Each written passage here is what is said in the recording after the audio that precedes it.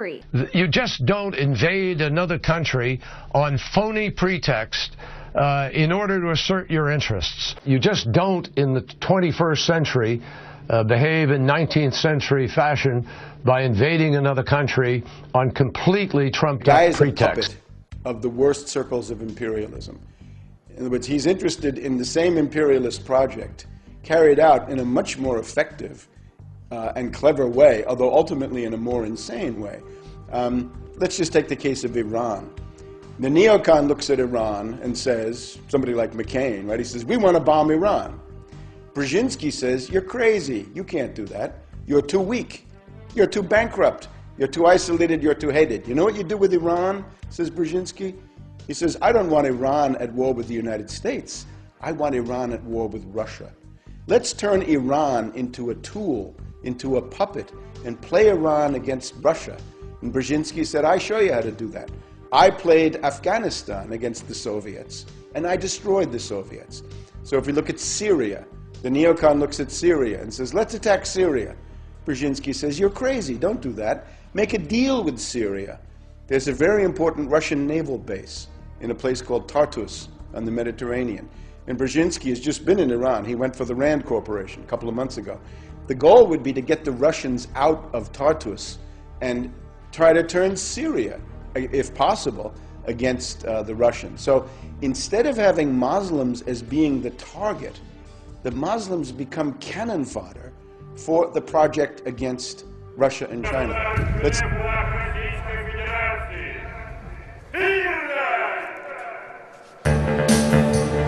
In a world where one man cannot lose, the fate of the world rests in one top secret mission.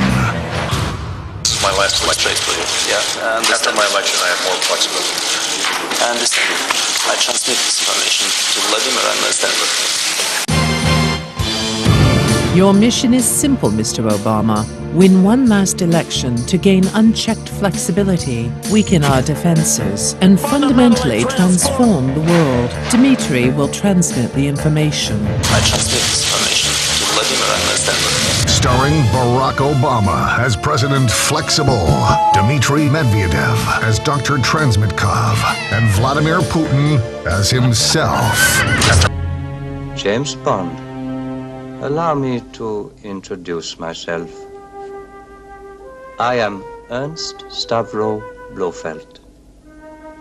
They told me you were assassinated in Hong Kong.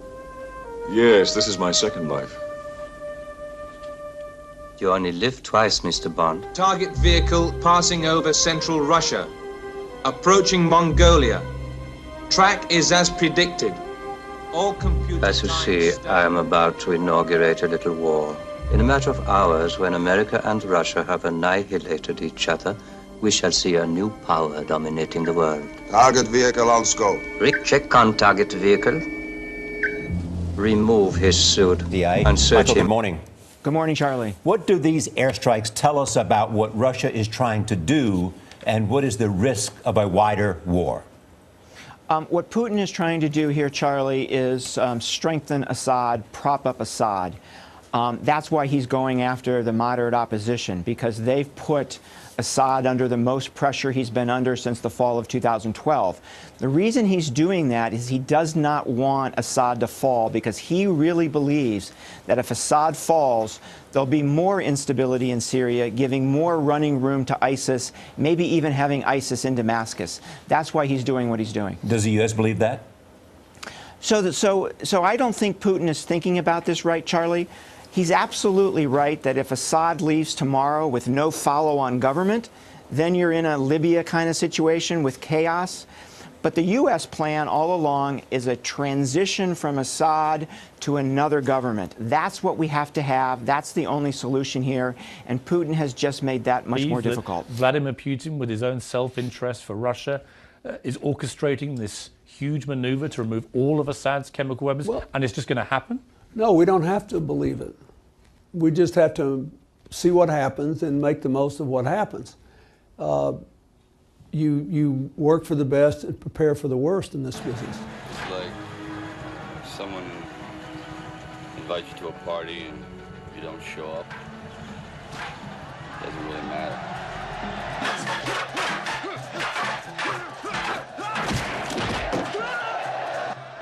This mission is over, Rambo. Do you understand me? This mission is over.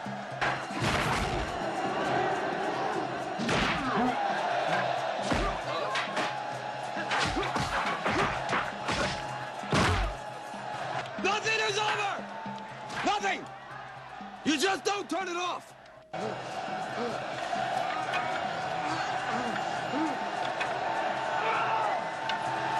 You asked me, I didn't ask you! And I did what I had to do to win, but somebody wouldn't let us win! Then I come back to the world, and I see all those maggots at the airport protesting me, spitting, calling me baby killer and all kinds of vile crap.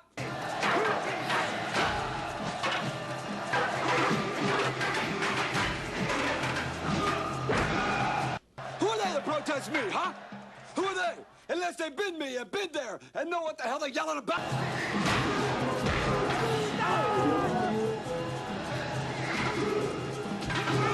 For me, civilian life is nothing. In the field, we had a code of honor. You watch my back, I watch yours. Back here, there's nothing.